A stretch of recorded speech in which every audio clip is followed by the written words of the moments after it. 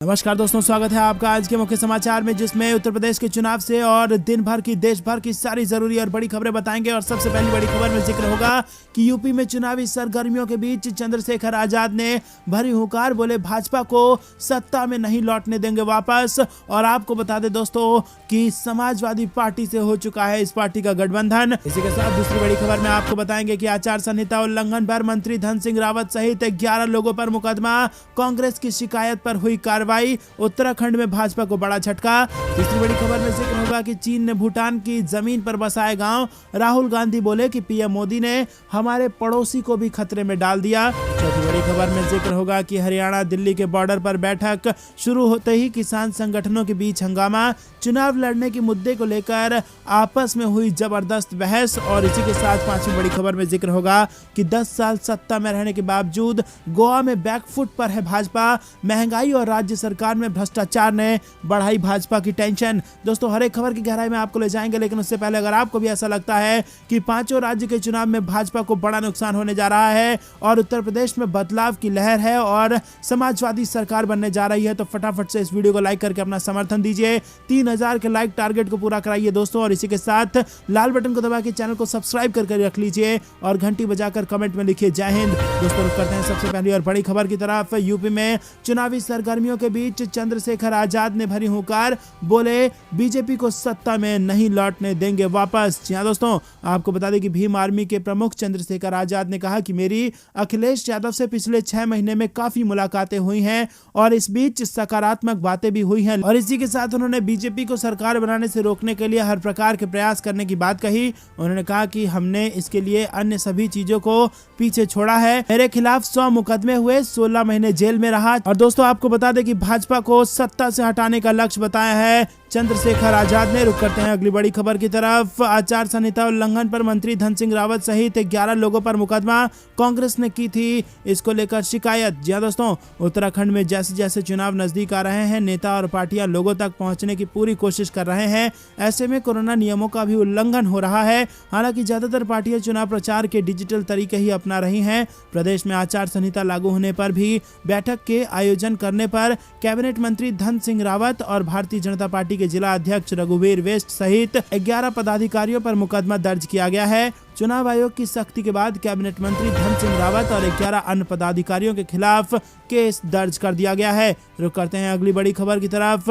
चीन ने भूटान की जमीन पर बसाए गांव, राहुल गांधी बोले पीएम मोदी ने हमारे पड़ोसी को भी खतरे में डाल दिया। जी हां दोस्तों, चीन द्वारा अवैध निर्माण को लेकर कांग्रेस राहुल गांधी ने अवैध निर्माण को लेकर नहीं बल्कि पड़ोसी देश भूटान में हो रहे अवैध निर्माण को लेकर पीएम मोदी पर हमला बोला।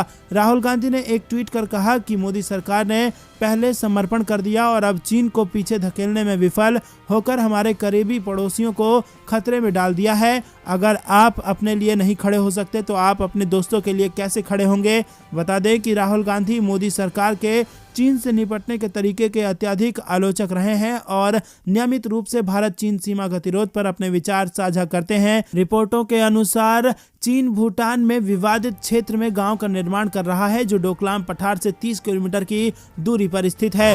रुक करते हैं अगली बड़ी खबर की तरफ। दिल्ली हरियाणा के बॉर्डर पर बैठक शुरू होते ही किसान संगठनों के बीच हंगामा, चुनाव लड़ने के मुद्दे को लेकर हुई आपस में बहस। दरअसल दोस्तों, आपको बता दें कि दिल्ली से सटे सिंघू बॉर्डर पर संयुक्त किसान मोर्चा की रिव्यू बैठक शुरू हुई है। बैठक की शुरुआत में ही चुनाव लड़ने के मुद्दे को लेकर किसान नेताओं में आपस में काफी बहस हुई। वहीं बैठक के बाद शाम 5 बजे संयुक्त किसान मोर्चा की प्रेस कॉन्फ्रेंस होगी। इस बैठक में हरियाणा और उत्तर प्रदेश की सरकारों के साथ केंद्र सरकार के वादों और आश्वासनों की समीक्षा की जानी है। ऐसे में होने वाली इस अहम बैठक में कई और बड़े ऐलान हो सकते हैं। वहीं इस बैठक में किसान नेता तय करेंगे कि केंद्र सरकार के साथ जिन शर्तों के आधार पर समझौता हुआ था वो पूरे हुए या नहीं हुए। दरअसल किसान संगठन की इस बैठक में संयुक्त किसान मोर्चा की नई भूमिका को लेकर भी चर्चा होगी। हालांकि बताया जा रहा है कि इस बैठक के अहम मुद्दे एमएसपी पर कमेटी को लेकर तमाम राज्यों में किसानों पर दर्ज मुकदमा अभी तक वापस नहीं हुए हैं और इसके अलावा गृह राज्य मंत्री अजय मिश्रा टेनी पर कार्रवाई को लेकर बैठक होगी।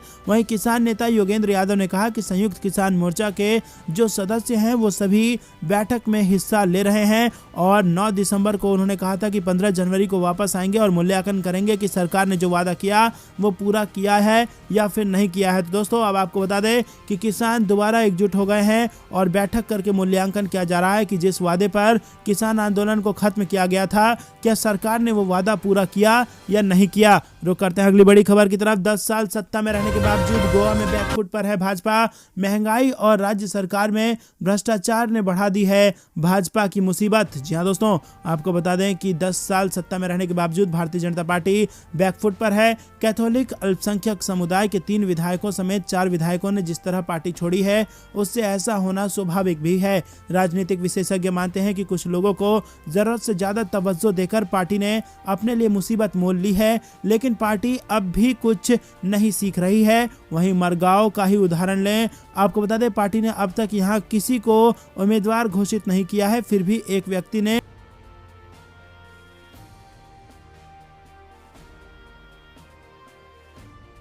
घोषित कर दिया। तो दोस्तों आपको बता दें कि 10 साल सत्ता में रहने के बावजूद भाजपा गोवा में बैकफुट पर है और चुनाव में हो सकता है बड़ा नुकसान। रुक करते हैं अगली बड़ी खबर की तरफ जो कि मौसम विभाग से जुड़ी आ रही है। कई राज्यों में सर्दी का कहर, बिहार में कनकनी, झारखंड में बारिश। मौसम की ताजा अपडेट्स आपको बता दें दोस्तों कि पहाड़ी राज्यों में बर्फबारी और मैदानी इलाकों में बारिश के बाद मौसम में बदलाव हुआ है। जम्मू कश्मीर से लेकर राजस्थान तक सर्दी से लोग कांप रहे हैं। झारखंड, बिहार, यूपी सहित कई राज्यों में बारिश की संभावना बनी हुई है और मकर संक्रांति के दिन मौसम का हाल भी कुछ ऐसा ही रहा। आपको बता दें कि 14 और 15 जनवरी के बीच मराठवाड़ा, विदर्भ, छत्तीसगढ़ और तेलंगाना में हल्की या मध्यम बारिश होने की संभावना बनी हुई है। वहीं भारतीय मौसम विभाग के अनुसार अगले 2 दिनों तक पूर्वी भारत और तटीय आंध्र प्रदेश में बारिश होने की संभावना है। दोस्तों आपको बता दें IMD ने अगले 2 दिनों के लिए तेलंगाना के लिए येलो अलर्ट जारी कर दिया है। मौसम एजेंसी के मुताबिक तेलंगाना में छुटपुट जगहों पर ओलावृष्टि और बारिश भी हो सकती है। बात करें कश्मीर की तो कश्मीर में भीषण ठंड के कहर के बीच अधिकतर स्थानों पर न्यूनतम तापमान में गिरावट दर्ज की गई है। अधिकारियों ने बताया कि शुक्रवार रात घाटी के अधिकतर इलाकों में तापमान में गिरावट दर्ज की गई। केवल उत्तर कश्मीर के गुलमर्ग रिजॉर्ट में न्यूनतम तापमान एक दिन पहले के मुकाबले तापमान अधिक दर्ज किया गया। पंजाब, हरियाणा में सर्दी का प्रकोप बढ़ गया है। राजस्थान के अधिकतर हिस्सों में सर्दी का कहर जारी है और गुड़गांव में भी जबरदस्त कोहरा देखने को मिला है। जयपुर शहर का न्यूनतम तापमान 60 डिग्री सेल्सियस हो चुका है। बिहार में भी पछुआ हवा बह रही है और कनकनी यहां पर बनने लगी है और भोपाल में न्यूनतम तापमान 8 डिग्री सेल्सियस दर्ज किया गया। दोस्तों रुक करते हैं अगली बड़ी खबर की तरफ। बिहार में शराबबंदी पर भाजपा JDU फिर आमने सामने। सुशील मोदी इसको लेकर हैं चिंतित। जी हाँ दोस्तों, आपको बता दें कि बिहार में नेता भले ही दावा कर रहे हैं कि सत्ताधारी गठबंधन में सब कुछ ठीक चल रहा है, लेकिन ऐसा प्रवक्ता दिख नहीं रहा है। सम्राट अशोक को लेकर दिखाने की कोशिश की तो वहीं JDU के बाद अब शराबबंदी को लेकर बयानबाजी शुरू हो गई है। सांसद जायसवाल ने अपने फेसबुक वॉल पर पोस्ट करते हुए JDU को नसीहत दी कि मीडिया की दुनिया से बाहर जाकर अपनी पंचायत के ही किसी आम व्यक्ति से संपर्क कर लीजिए। शराबबंदी और पुलिस की भूमिका आपको समझ में आ जाएगी। दोस्तों रुक करते हैं अगली बड़ी खबर की तरफ। यूपी चुनाव के लिए क्या आने लगी जाली नोटों की खेप। STF ने शुरू कर दी है धरपकड़। जी हाँ दोस्तों, जाली नोटों की तस्करी के गिरोह से जुड़े बड़े लोगों को पकड़ने के लिए STF भी लगा दी गई है। STF की एक टीम पिछले कुछ दिनों से जाली नोटों की खेप नेपाल से लाने वाले गिरोह की धरपकड़ के लिए पहले से ही लगी थी और कमिश्नर पुलिस के हत्थे चढ़े सलमान व जमील से संपर्क रखने के आरोप में 2 लोगों को शुक्रवार को हिरासत में ले लिया गया और इनसे काफी देर तक पूछताछ की गई। आपको बता दें कि तालकटोरा पुलिस और क्राइम ब्रांच ने बुधवार को सिपाही राहुल, सरगना सलमान व ट्रैवल एजेंसी संचालक समेत 5 लोगों को जाली नोट की तस्करी करने में पकड़ा था।